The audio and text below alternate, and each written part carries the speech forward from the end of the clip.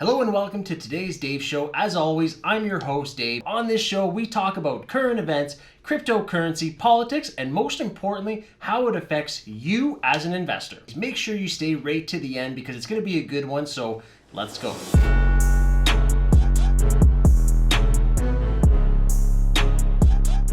If you like what you see today, make sure to subscribe to the channel, hit the bell to get notified. That way, whenever I drop a new video, you'll be the first to know. So let's go and start the show.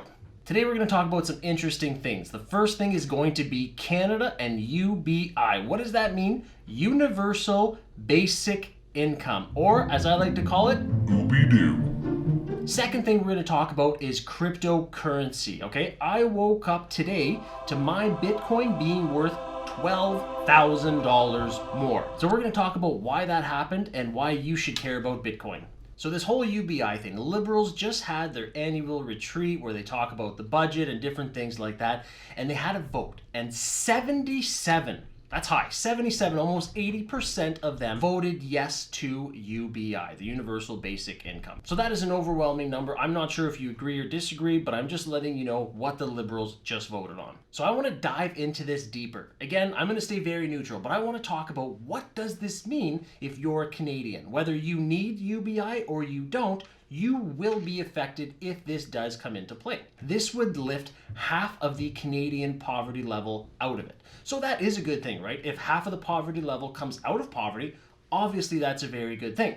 But like anything else, with every action, there's a reaction. With every yin, there's a yang, okay? That sounds good, but let's talk about what the reaction of this would be. Now, in order to know how this is going to affect, it would be nice to have a federal budget, right? That is kind of your financial resume, your financial spreadsheet saying, hey, this is our plan, this is where we're at, and this is how it's going to work. However, we have not had a federal budget in a while, and I don't think we can count on getting one in 2021, unfortunately. So it's going to be tough to see where we're going to end up, how it's going to truly affect everything if we don't know where we are, where we're starting off with. Just a little bit of a side note. Now, another thing to think about, again, trying to stay neutral here without being negative about it, timing has not been the best. And what do I mean by that? Think of the other programs that they've launched very quickly, and I understand they had to.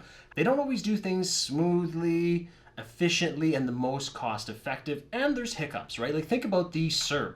There was thousands and thousands of people that received letters saying that they were not entitled to it and they had to pay it back, which happened to be a mistake, right? So my trust level with them nailing this one out of the park is not high. Okay, let's be honest. Now they're talking about in, 21, 22, so 2021, 2022, 85 billion with a B dollars, right? That's an insane amount of money. And then they're saying by 26, so 2025, 2026, it's going to be upwards of $93 billion. So let's even just say $100 billion to be rounded up, because let's be honest, it's probably going to be higher than those figures. So let's just use $100 billion.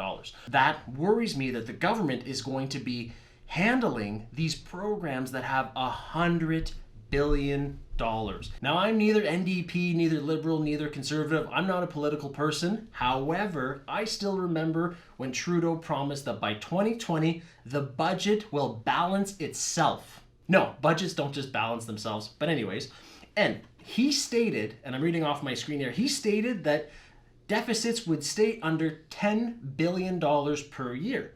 However, we all know now, in reality, it went to roughly $30 billion a year. If you're worried, I want you to comment below. Let me know what you think. Now let's jump into the next section of this. If you're a single person, you're going to be receiving $16,989. So let's call that $17,000. And if you're a couple, you're going to be receiving just over $24,000. So if you're a couple, you're basically going to be receiving $2,000 a month, like the CERB, the same amount as that. Now I know I'm going through this quickly, the U.B.I., there's a lot more details, there's a lot more to dive into, but I want to get to the point that you truly care about.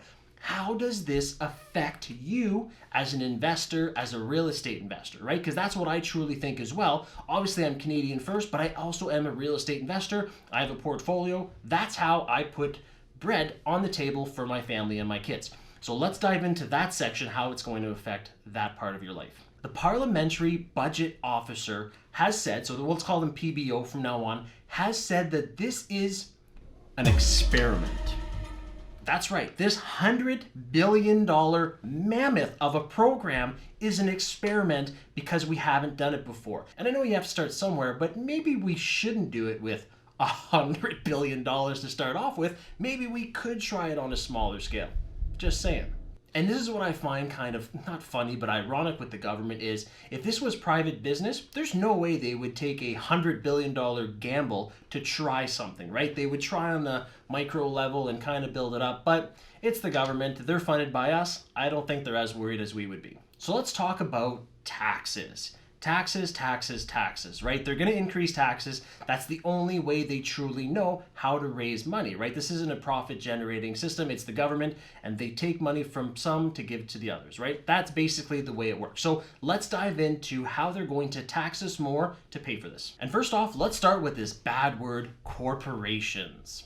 Side note here, I remember being younger and hearing corporations and only thinking about these big corporations like Walmart, Coke, Pepsi, McDonald's. I never thought about the smaller corporations, right? The mom and pops, that type of thing. So when you hear corporations, I know I used to think this, I only thought the Fortune 500s, the biggest companies, yeah, they should be paying more taxes.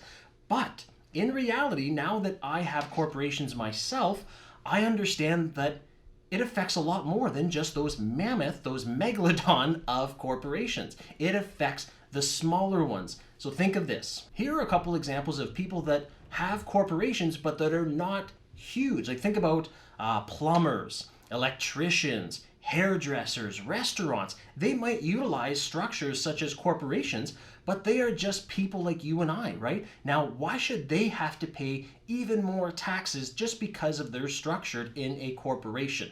Now, enough about UBI. Let's talk about cryptocurrency, and more specifically, my baby, Bitcoin. Yesterday, when I went to bed, Bitcoin was roughly $74,000 Canadian. And this morning, when I woke up, it was just shy of $80,000 Canadian. What does that mean? It means that I basically made $12,000 last night doing nothing. While dreaming, thinking of driving boats, all that stuff, I made $12,000. So let's discuss, why is cryptocurrency continuously going up? Yes, there was a dip in March that hurt. I was not happy. I thought, what am I doing once again? But now I'm happy that it went up again. Why is everyone starting to invest in cryptocurrency? Well, like I was talking about earlier, things like UBI, people start to get spooked. The government's printing money. Biden announced these $1 trillion recovery plans. Trudeau is printing money as well. This fiat currency is becoming even scarier day by day. So this is why corporations and individuals are starting to dump their money into Bitcoin, because they see this as a system that cannot be manipulated. Other things that are adding to the fuel right to this bull market is Coinbase is going to be going public. Okay, Goldman Sachs as well as embracing it, Morgan Stanley, like these are big players who are now saying Bitcoin is legit. It's here to stay. And the more and more big companies that do this, the more the market will become a bull market. Now, how does this affect you as a real estate investor? And let's talk about the UBI, how both of these affect you as an investor and a real estate investor. Like I was saying earlier with the goods and services, they pass it along to the end user. Let's say you're a real estate investor like I am.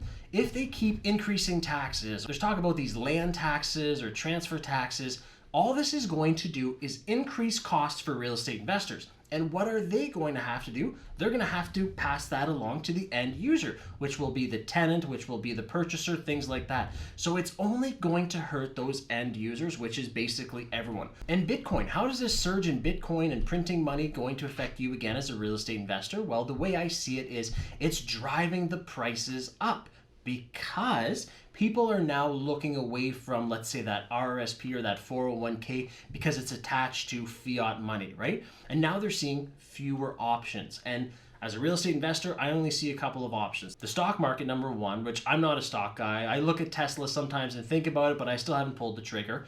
Bitcoin, the cryptocurrency, I always say Bitcoin, but cryptocurrency in total is a very attractive investment. And then my bread and butter, my favorite, real estate, that brick and mortar, something that is not going away, residential, apartments. People will always need a place to stay. People are starting to put even more money into it, which is again driving the price up. So all this cryptocurrency, all this UBI is basically driving the price up of real estate, not to mention the low demand, the attractive interest rates. As a real estate investor, this affects you overall. But again, UBI and crypto, that's how it's going to affect you with your REI. If you liked the video, consider subscribing to the channel, hitting the bell to get notified, and also liking the video. I would appreciate it. It helps with the algorithm. If you want to see more videos like this, click the next one here. I'm Dave, and I'll see you in the next one.